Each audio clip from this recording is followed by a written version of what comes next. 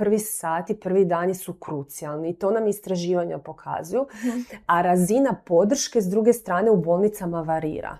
Neke žene dobiju to što im je potrebno, dobiju to stručno, suosjećajno vodstvo, neke ne. Tako da bi se to trebalo malo uskladiti.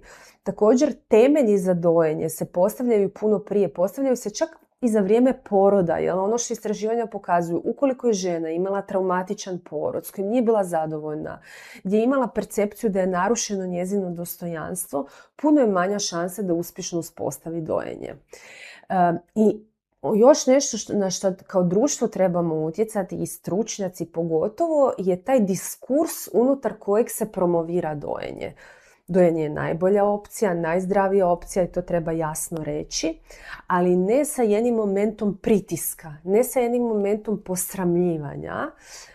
To nikome ne doprinosi, ni djetetu, niti majci, nego sa jednim momentom zaista jedne suosjećajne podrške i uvažavanja raznolikosti ženskog iskustva, uvažavanja ženskog dostojanstva